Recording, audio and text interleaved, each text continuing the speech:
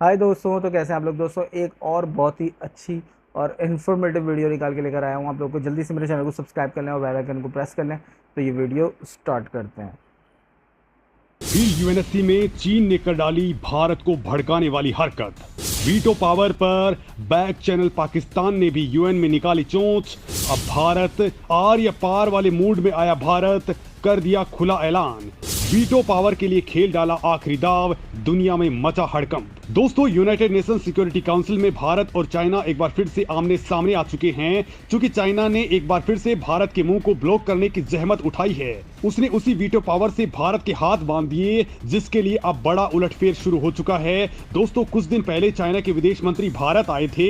उन्होंने भारत के साथ रिश्तों की एक नई शुरुआत करने की बात कही थी, लेकिन उसके केवल 15 दिनों के अंदर ही यूएन में चीन ने कुछ ऐसा कर डाला कि अब भारत आग बबूला है, क्योंकि इस बार China United Nation Security Council में भारत से सीधा भिड़ चुका है। और दोस्तों, चाइना के तेवर देख करके नहीं लगता कि वो भारत को यूनाइटेड नेशन सिक्योरिटी काउंसिल की परमानेंट सीट के लिए आसानी से हामी भर देगा। लिहाजा अब भारत ने अपनी रेस के सभी घोड़े खोल दिए हैं, क्योंकि इस बार तांडव नहीं बल्कि महातांडव होने वाला है। तो दोस्तों, आप भी सोच रहे होंगे कि यूएनएससी में भारत की हुंकार के बाद चीन सरेंडर के मोड में दिख रहा था, वो सुधार करने लगा था। पाकिस्तान, तुर्की, इटली वाली गैंग भी शांति से पड़ी हुई थी, तो अचानक से वो क्यों फड़फड़ाने लगे हैं। और भारत अब ऐसा क्या करने वाला है कि जिससे पूरे यूएनएससी में आग लगने वाली है। तो दोस्तों, वह यूं है कि पाकिस्तान बेस्ड आतंकी संगठन जैश ए मोहम्मद का एक नामी आतंकी है, जिसका नाम है अब्दुल रऊफ अजहर। ये उसी जैश ए मोहम्मद के चीफ मौलाना मसूद अजहर का भाई है, जो भारत का दुश्मन नंबर 1 है। इसने भारत में कई हमलों की प्लानिंग और एग्जीक्यूशन का काम किया है। साथ ही 1999 में जो एयर इंडिया का प्लेन IC-814 हाईजैक हुआ था, उसके अंदर भी यही इन्वॉल्व था। इसके साथ ही 2001 में जो भारत की संसद पर हमला हुआ था, उसमें भी इसी का हाथ था। और हाल ही में जो साल 2016 में पठानकोट में इंडियन एयरफोर्स के कैंप पर हमला हुआ था, उसकी प्लानिंग और एग्जीक्यूशन इसी अब्दुल रऊफ ने की थी। दोस्तों, इन हमलों को लेकर के भारत के पास पुख्ता सबूत हैं। लिहाजा न केवल भारत ने बल्कि अमेरिका के ट्रेजरी डिपार्टमेंट ने भी साल 2010 में रऊफ अजहर के ऊपर कार्रवाई की थी। उसके ऊपर कई सैंक्शंस लगा दिए थे। अब भारत अब्दुल रऊफ अजहर को यूएन सिक्योरिटी काउंसिल में ब्लैकलिस्ट करवाना चाहता था, ताकि उसकी संपत्ति फ्रीज हो जाए और वो कोई भी ट्रांजैक्शन नहीं कर पाए, साथ ही वो एक ग्लोबल टेररिस्ट घोषित हो जाए। लेकिन इस प्रस्ताव को यूएनएससी में चीन ने ब्लॉक करवा दिया। दोस्तों, इससे पहले भी चाइना आतंकियों के लिए यूएनएससी में एक शील्ड का काम करता है। अब दोस्तों, जो चीन भारत के ऐसे कामों में टांग अड़ा रहा है, वो यूएन सिक्योरिटी काउंसिल का परमानेंट मेंबर बनने में भारत के सामने कितने अड़ंगे लगा सकता है, आप ये खुद ही सोच सकते हैं कि चाइना सहमति तो कभी दे ही नहीं सकता है। और इससे ना तो भारत को परमानेंट सीट मिलेगी और ना ही वीटो पावर। और दोस्तों, इसी बात से यूएन में भारत बौखला उठा है। भारत ने हाल में जो बयान दिए थे, वो इसी व्यवस्था के खिलाफ थे, जिसमें 5 वीटो पावर नेशंस से उनकी दादागिरी यानी उनका वीटो पावर छीनने की बात भारत ने कही थी। दरअसल दोस्तों, आज की डेट में ये कहना गलत नहीं होगा कि यूएन के अंदर जितनी भी बॉडीज और प्रोग्राम्स हैं, उनमें सबसे फेल्ड बॉडी यूएन की यही सिक्योरिटी काउंसिल है। क्योंकि दोस्तों, यूएन सिक्योरिटी काउंसिल का एक ही उद्देश्य है दुनिया भर में पीस और सिक्योरिटी को मेंटेन करना। इसी के लिए 5 परमानेंट मेंबर्स को वीटो पावर दी गई, लेकिन दुनिया भर में इन्हीं देशों ने शांति बहाली तो छोड़िए, उल्टा यूएन सिक्योरिटी काउंसिल के परमानेंट मेंबर्स ने ही दुनिया भर में कई युद्धों की शुरुआत कर डाली। कई देशों के ऊपर इन देशों ने हमले किए और दुनिया भर के सभी देशों के बीच शांति सुनिश्चित करने के लिए जो जिम्मेदारी थी, उसे पिछले 80 सालों में यूएन सिक्योरिटी काउंसिल ने आज तक नहीं निभाया। कभी आर्मेनिया अजरबैजान का युद्ध स्टार्ट हो जाता है, कभी यूक्रेन के ऊपर हमला हो जाता है, तो कभी सीरिया के अंदर सैन्य संघर्ष स्टार्ट हो जाता है, तो कभी चीन ताइवान के ऊपर हमला बोल देता है। दोस्तों, बड़ी बात तो यह है कि हिस्ट्री को देखा जाए तो यूएन सिक्योरिटी काउंसिल के दखल के बाद आज तक कोई भी युद्ध नहीं रुका है। ये कोई आज नहीं, बल्कि जब से यूएन सिक्योरिटी काउंसिल का गठन हुआ है, तब से ऐसा ही चलता आ रहा है।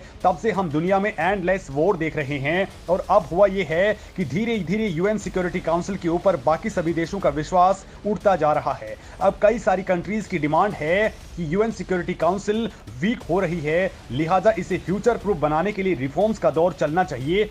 जिसमें दोस्तों भारत ने सभी देशों को बहुत ही बोल्ड जवाब दिया है। भारत को रिप्रेजेंट कर रही रुचिरा कंबोज ने यूएन सिक्योरिटी काउंसिल के ऊपर सवाल उठाते हुए कहा है कि ये एक ऐसी सिक्योरिटी काउंसिल है जो अफ्रीका और पूरे लैटिन अमेरिका कॉन्टिनेंट और दुनिया के सबसे बड़े लोकतंत्र को ही परमानेंट मेंबर नहीं बना रही, तो वो कैसे फ्यूचर प्रूफ साबित हो सकती है। दोस्तों भारत ने कहा है कि अगर आप चाहते हैं कि यूएन सिक्योरिटी काउंसिल के ऊपर सभी का भरोसा बना रहे और ये फ्यूचर प्रूफ बने, तो इसका एकमात्र ही तरीका है और वो है यूएन सिक्योरिटी काउंसिल में रिफॉर्म करना। रुचिरा कंबोज ने कहा है कि अगर सिक्योरिटी काउंसिल को अपनी क्षमताओं, अपनी नेतृत्व के ऊपर दुनिया को विश्वास कायम रखना है तो इसमें डेवलपिंग नेशंस को जोड़ना ही पड़ेगा। साथ ही जिन 5 परमानेंट मेंबर्स को रेस्पॉन्सिबिलिटीज दी गई हैं वो अपने काम को अगर ठीक से नहीं कर पाते हैं तो उनका तुरंत वीटो पावर छीन लेना चाहिए। दोस्तों भारत ने यूएन में क्लियर कह दिया है कि अगर वीटो पावर भारत को नहीं मिलता है या फिर इसमें कोई सुधार नहीं होता है तो फिर इस संस्था से भारत बाहर हो सकता है।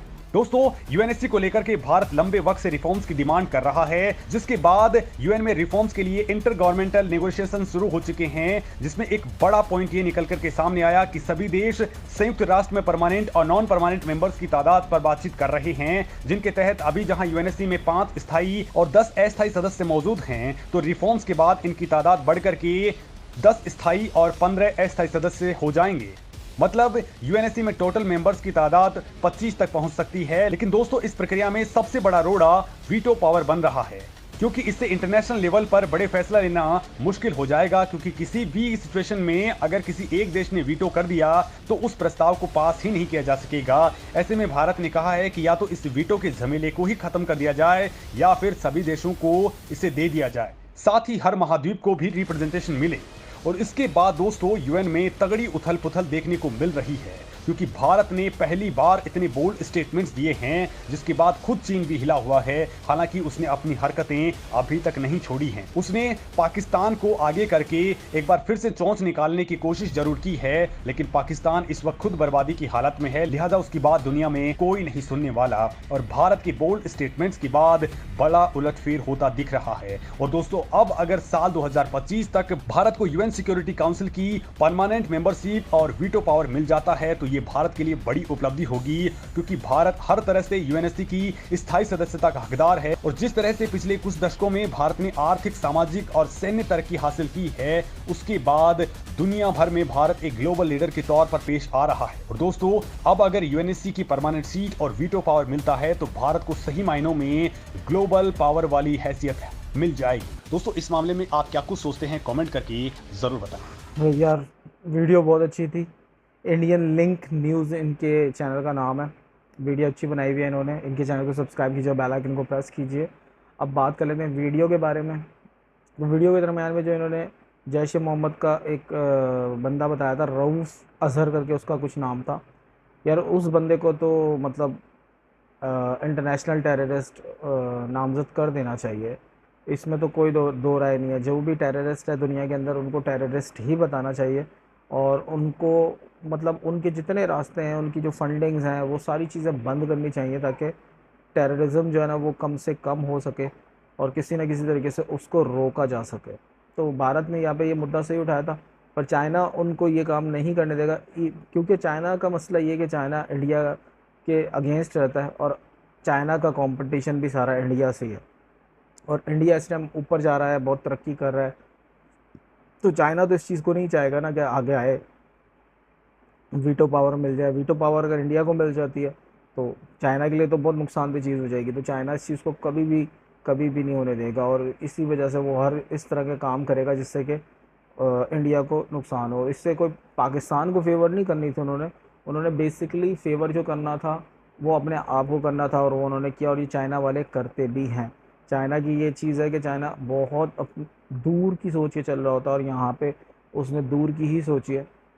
और इस तरीके से भारत ने भी सही काम किया, धमकी दी है भाई वीटो पावर दो, नहीं तो हम यूएन से बाहर हो जाएंगे, यूएन सिक्योरिटी काउंसिल से। तो देखना बहुत इंटरेस्टिंग रहेगा कि आगे भारत क्या लाएअमल बनाता है और किस तरीके से इस चीज़ को डील करता है। और आप लोगों का क्या ख्याल है कि भारत को यूएन में रहना चाहिए, नहीं रहना चाहिए, या भारत को वीटो पावर मिलनी चाहिए या नहीं मिलनी चाहिए?